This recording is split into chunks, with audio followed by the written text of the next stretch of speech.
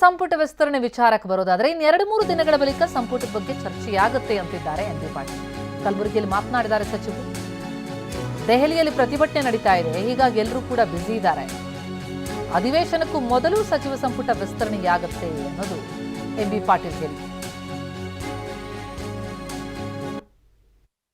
ಈಗ ಇದೆಲ್ಲ ಲೋಕಸಭೆಯಲ್ಲಿ ಎಐಸಿಸಿ ಅಧ್ಯಕ್ಷರಂತ ಮಲ್ಲಿಕಾರ್ಜುನ ಖರ್ಗೆ ಅವರು, ನಮ್ಮ ನಾಯಕರಾದಂಥ ರಾಹುಲ್ ಗಾಂಧಿ ಅವರು, ಸೋನಿಯಾ ಗಾಂಧಿ ಅವರು, ವೇಣುಗೋಪಾಲ್ ಅವರು, ಸುರ್ಜೇವಾಲಾ ಅವರು ಎಲ್ಲರೂ ಕೂಡ ಈ ಲೋಕಸಭಾ ಅಧಿವೇಶನ ನಡೀತಾ ಇದೆ. ಮತ್ತು ಎಲ್ಲ ಪ್ರತಿಭಟನೆ ನಿನ್ನೆನೂ ಕೂಡ ಅವ್ರನ್ನೆಲ್ಲರನ್ನೂ ಕೂಡ ಬಲವಂತವಾಗಿ ಇವತ್ತು ದಿವಸ ಪ್ರತಿಭಟನೆ ಸಂದರ್ಭದಲ್ಲಿ ಅವ್ರನ್ನ ಎಲ್ಲ ಎಳ್ಕೊಂಡು ಹೋಗಿ ಇದು ಮಾಡಿದ್ದನ್ನು ಕೂಡ ದೌರ್ಜನ್ಯನ ನೋಡಿದಿರಿ. ಸ್ವಲ್ಪ ಪ್ರಜಾಪ್ರಭುತ್ವದ ಕಗ್ಗೋಲೆ ಇವತ್ತು ದಿವಸ ನಿನ್ನೆನೂ ಕೂಡ ಆಗಿದೆ. ಹೀಗಾಗಿ ಅವರೆಲ್ಲ ಇದರಲ್ಲಿ ಬ್ಯುಸಿ ಇದ್ದಾರೆ. ಅದಕ್ಕೆ ಅದು ಪ್ರಯಾರಿಟಿ ಲೋಕಸಭೆ ನಡೆದಾಗ. ಬಹುಶಃ 2-3 ದಿವಸದಲ್ಲಿ ಬಹುಶಃ ವೀಕೆಂಡ್ ಏನಿರ್ತದಲ್ಲ, ಬಹುಶಃ ನೆಕ್ಸ್ಟ್ ಶನಿವಾರ ಈ ಥರ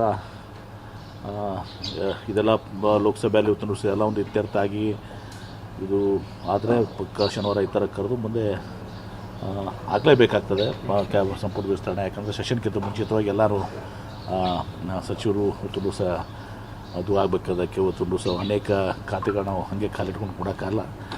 ಆ ಗಂಭೀರತೆ ಇವತ್ತು ದಿವಸ ನಮ್ಮ ಮುಖ್ಯಮಂತ್ರಿಗಳಂತೂ ಭಾಳಷ್ಟು ಉದ್ರಾಗಿದ್ದಾರೆ. ಆದರೆ ಇದು ಮತ್ತು ಹರಿಪ್ರಸಾದ್ ವರಿಷ್ಠರ ಭೇಟಿಗೆ ಹೋಗಿದ್ದಾರೆ. ಸಂಪುಟ ವಿಸ್ತರಣೆ ಮಧ್ಯಾಹ್ನ ಅಥವಾ ಸಂಜೆ ನಿರ್ಧಾರ ಆಗಬಹುದು ಅಂತಿದ್ದಾರೆ ಡಿಸಿಎಂ ಪರಮೇಶ್ವರ್. ವರಿಷ್ಠರ ಅನುಮತಿ ಪಡೆದು ಸಂಪುಟ ವಿಸ್ತರಣೆ ಮಾಡ್ತಾರೆ. ತುಮಕೂರಿಗೆ ಮತ್ತೊಂದು ಸ್ಥಾನ ಕೊಡಬೇಕು ಅಂತ ಹೇಳಿದ್ದೀನಿ ಅಂತಿದ್ದಾರೆ ಡಿಸಿಎಂ.